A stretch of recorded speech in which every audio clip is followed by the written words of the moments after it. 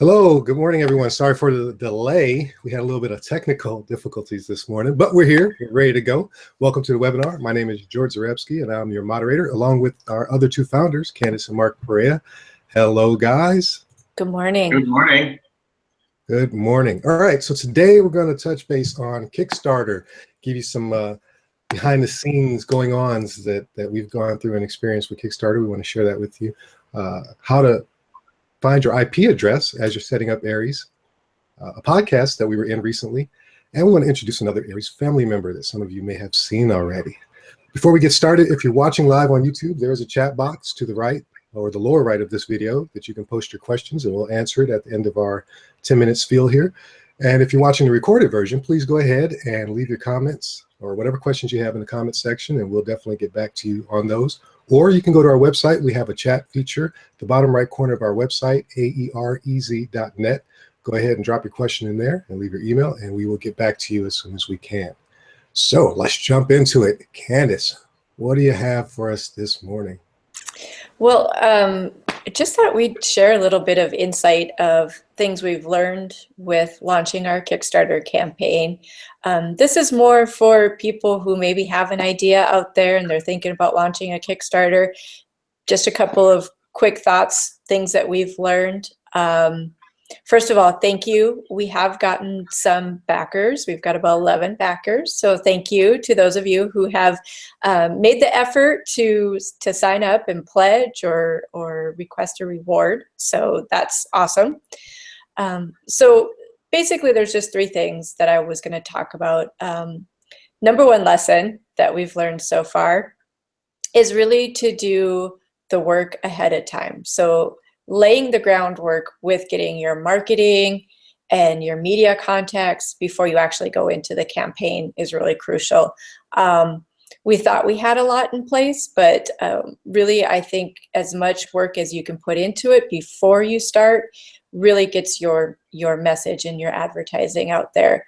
And along with that, build your community, really target your advertising towards getting signups, having your email list, and building your community before you go into your Kickstarter campaign. And then the last thing, I guess, is really to plan your updates. So part of being on Kickstarter, people are interested in learning about who you are and your ideas. And so they're really looking for the people who, the people managing the campaign to have continual updates to the community. So if you're looking at doing a Kickstarter campaign, focus on having planned updates throughout the length of your campaign. So those are a few lessons that we've learned so far. Our Kickstarter is still going on. We're still trying to get the word out. We're doing some marketing. We're doing some local interviews with media and getting our message out there. So I don't know, George and Mark, if you guys have any other input on that, lessons learned from the Kickstarter campaign. Yeah, I'd say, have a plan in place and have your marketing ducks in a row.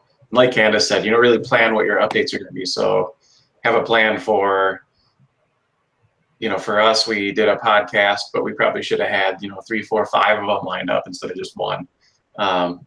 If you're going to, run a campaign, filter those users through whatever funnel you can so that you can track what's happening. Because in some of our cases, we got a lot of traffic. We know a lot of people are looking at our Kickstarter, and yet we're not exactly sure why they're not compelled to buy now. What we've heard is that some people just want the finished product. They don't want to get in on the interim step here where we're saying, hey, we've got a thing, it's totally usable, and help us fund the next phase of development. Somehow our message isn't getting through loud and clear. Yeah, but, that's along those lines, go ahead. My updates this week are that we did one podcast that was with Jonathan Nadeau with Crowdfunding Cast, and his site is crowdfundingcast.tk. And I mean, that was a great interview. If you've got some time and interest in Aerēz, you can check that out, and definitely talks about our past, where we're at now, and where we're going in the future. And then I'll be in Bismarck, or not Bismarck, Grand Forks next week for 1 million cups. So if you're in that area, please stop by on Wednesday morning and listen in on Aerēz. Yeah, good stuff. To follow up with what Candace was saying and what you just alluded to there, Mark, we did do that podcast with Jonathan, and it was great. When I listened to it, I'm like, oh, it's really awesome to be asked questions, because it's triggering information that we otherwise normally don't think of, because we take a lot of things for granted because we are the ones that have developed this.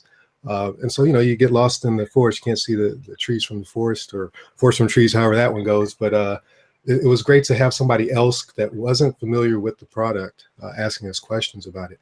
And then on top of that, this is also sponsoring, not sponsoring, what's the word I'm looking for? He also promotes Kickstarter campaigns. Yes, so he actually gave us some free advice, and that was get email addresses.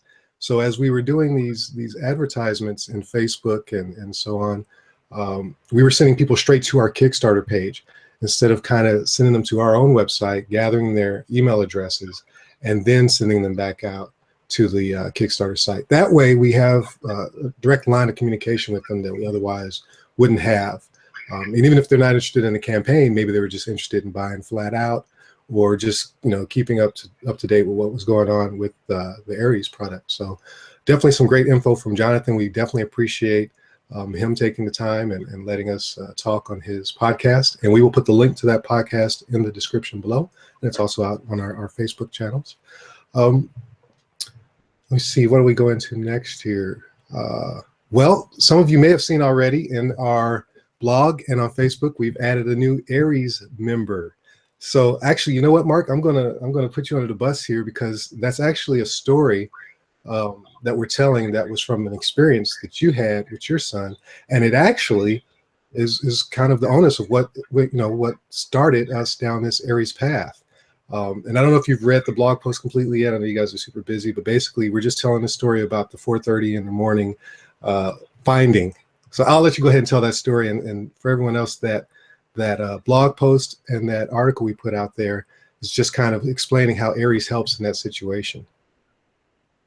Sure. So, I mean, if Aerēz had existed at the time when the story happened originally, it wouldn't have been much of a story to tell. But, with the case that what occurred was that my son was up playing video games online, 4 o'clock in the morning. It's a school night. And, he's just crabby all the time. He's always mean to his brothers. Seems like he's tired, but we can't figure out why. And finally, one night we busted him just on random chance. And, that was really the catalyst that said, hey, we need to get some parental controls. We got tons and tons of internet connected devices in our houses. We want to do a good job parenting, but we don't have the tools available. And, managing dozens of things is not a good thing. We want to manage one thing. And hence where Aerēz was born. So this Aerēz story today is that the Aerēz watchdog now sits in our home. So I sleep easy, Candace sleeps easy, knowing that in the middle of the night our kids can't get online anymore without physically confiscating our devices, which is going to be a tough move for them since we take them into our bedroom with us when it's bedtime. So yeah. We just feel safe and confident. Aerēz has got our back. Yeah, awesome. And of course, as we've talked about in other talks, what ends up happening is that the child just becomes used to it. The internet shuts off and it just becomes a norm. Hey, I just can't get on the internet right now. And it's not even a debate. It's not a matter of trying to, tug the device away from the child or anything like that. And so it's a great example there of how Aerēz was a tool in, the parental toolbox to help manage that situation. So that's awesome. I have kind of a little story too about that, how we're using it a little bit now. So I don't know if your kids like music at night, but our kids like to have music when they go to bed. So on the device that we use an old iPod connected to some speakers, and we turn the Pandora stream on for when the kids go to bed. And then when the bedtime blocker hits at so we usually put them to bed at like 8, and then when bedtime blocker hits at 8:30, it automatically shuts off the stream, and then the music shuts off. So then I don't have to remember to go back in and shut the music off later. So I know it's kind of lazy, but it is kind of a cool trick we use. So just thought I'd share. Lazy? No. What's that saying? Lazy is the mother of invention, or something like Right? that. I mean, that's what it's all about. That's the whole point, is that we don't have time to manage everything to the umpteenth detail. Any tool that we can get in our arsenal to help things go smoother and more efficiently is awesome. That's awesome. I didn't even think about that. It's a great idea. I might have to do that with my son. He likes noise. He needs background noise. So Our kids do. Yeah. Yeah, so we'll definitely look into that. So I want to talk a little bit about how to find your IP address. So, we have a lot of new users, and a common question is, I'm not really sure how to determine, what the IP address is of each device when they're going in and they want to set up the nicknames for their device. And it can be a little overwhelming, especially if you have as many devices as we do. So I wanted to give you guys a quick little tips and tricks that we have. This is out on our website, aerēz.net. And over here in the more info, we've got our FAQ, our frequently asked questions section. And if you go here, we've got to highlight it right up top because it's kind of a common one, find IP address. But it's also here. So we've got a couple different ways how to find it on IP, how to find your IP on iOS, Apple devices, and Chrome, Firefox, and Opera operating systems. So I won't go into too much detail because I want you guys to go check it out on this blog post, but we have a link that'll take you directly to a page that will give you your IP address most of the time. Now, this doesn't work all the time, and if you're trying to find the IP of a device that doesn't have a web browser, then this isn't going to help either. But if you have a tablet, laptop, phone, anything like that,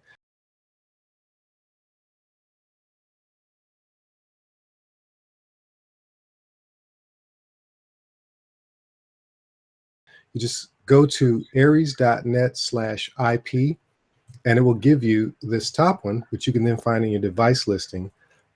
And then you can go ahead and give it a name based on whatever it is. So to run through it real quick, because I think I might have gave a little too much information, not very well organized. So let's say you have a tablet and you want to find out the IP address of the tablet. In the tablet, open up your Chrome browser if you have it, or Safari I think will work as well. And you type in aerēz.net/IP. And it will take you to this page. And whatever IP address shows right here, this number, you're then going to go to Aerēz and try to find that device on your listing.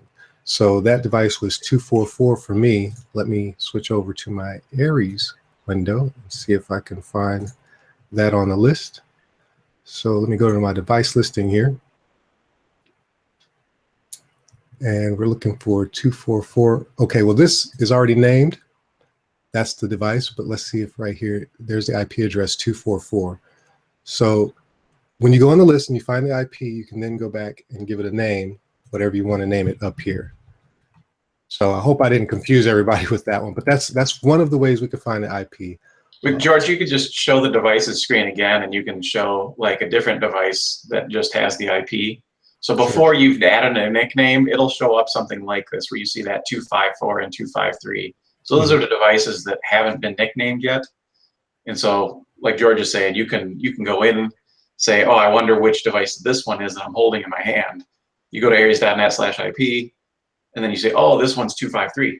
So now, if that's your Android tablet, let's say it's your Kindle maybe, you can come in here now, and instead of putting 253, you put in my Kindle. And then from now on, that name will be associated with that device for all time. And there it is, no longer showing IP. There's the Kindle name. And that's how you do it. So if you have a device that doesn't have a web browser and you can't log in to go to that website, or if that website doesn't work, there's various other methods, and it's all going to be dependent upon the device. The best thing to do if you get stumped is to just send us a message and let us know as much detailed information as you can, what kind of device it is, whether it's a television, security system, what have you, the model and brand, if you know it, and we will definitely try to help you figure out what that device is. We are working in development, and I'll let